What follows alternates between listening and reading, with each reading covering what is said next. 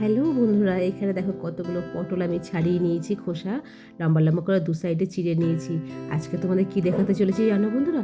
আজকে তোমাদের দেখাতে চাই দই পটল। এখানে দেখো ফোড়নের জন্য জিরে, এলাচ, দারচিনি, লবঙ্গ, তারপর এখানে একটুখানি রসুনের কিছু কোয়া, তেজপাতা, তার মধ্যে টক দই, এখানে পোস্ত, তিল, আর তার সাথে রয়েছে কিছু কাজু বাদাম আমি দেবো। ঠিক আছে, এইখানে এটা পেস্ট করে নেবো।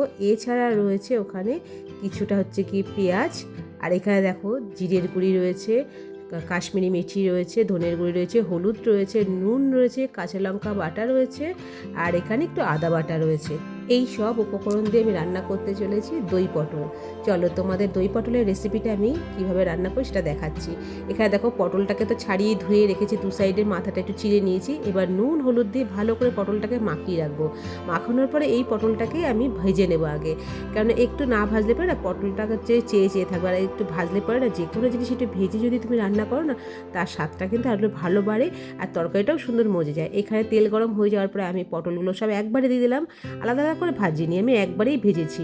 তারপরে এটাকে হচ্ছে সুন্দর করে দেখো এই যে ভেজে নিয়েছি। খুব যে লাল লাল টকটকে করে ভেজেছি তা না, আবার মিডিয়াম একটা ভাজা করে রেখেছি। এইবার আমি শুরু করবো রান্নাটা। যে তেলটা ছিল তার মধ্যে তেজপাতা ফোড়ন দিয়ে দিলাম হচ্ছে গিয়ে দারচিনি, লবঙ্গ, এলাচ, আর হচ্ছে গিয়ে গোটা জিরে। ঠিক আছে, এগুলো সব দিয়ে আগে ফার্স্টে মশলাটা একটুখানি নাড়াচাড়া করে নেবো। যখন মশলা থেকে সুন্দর একটা গন্ধ বেরোবে না, তখন হচ্ছে গিয়ে আমি এর মধ্যে এক এক করে মশলাগুলো সব অ্যাড করব। তা ফার্স্টে আমি যেটা দেবো সেটা তোমাদের চলো দেখাচ্ছি। ফার্স্টে আমি এর মধ্যে দিয়ে নেব কিছুটা পেঁয়াজ বাটা। ঠিক আছে, পেঁয়াজ, রসুন, আদা একসঙ্গে পেস্ট করে নিয়েছিলাম, তার সাথে হচ্ছে কাঁচা লঙ্কা একটু দিয়ে নিয়েছিলাম, দিয়ে সেটাকে তেলের মধ্যে ভালো করে নুন হলুদ দিয়ে কষিয়ে নিলাম। এটা কষানো হয়ে যাওয়ার পরে আমি এর মধ্যে এক এক করে আরও যে জিনিসগুলো আছে সেগুলো সব মেশাতে শুরু করব। তা এবার আমি কী কী মেশাচ্ছি দেখো।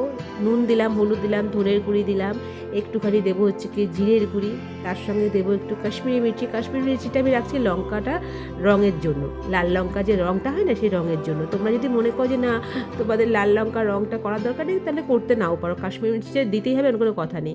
এবার দেখো আমি আর একটু কাঁচা লঙ্কা বাটা দিয়ে দিলাম, কারণ আমার মনে হলো ঝালটা একটু লাগবে, আর একটু আদা বাটাও দিয়ে দিলাম। এগুলো সব আমি আলাদা আলাদা করে পেস্ট করে রেখেছিলাম। তা এগুলো সব দিয়ে দেওয়ার পর এটা যখন সুন্দর করে কষিয়ে এখান থেকে আবার তেল ঝরে আসলো, তখন এর মধ্যে আমি টক দইটা ফেটিয়ে রেখেছিলাম সেটা মিশিয়ে দিলাম। এবার ওই মশলার সাথে টক দইটাকে আগে ভালো করে কষিয়ে নেব যখন, তখন আমি একটু খেয়াল রাখবো যেন আঁচটা আমার সিমে থাকে, আঁচটা কিন্তু এখানে বাড়িয়ে করা যাবে না।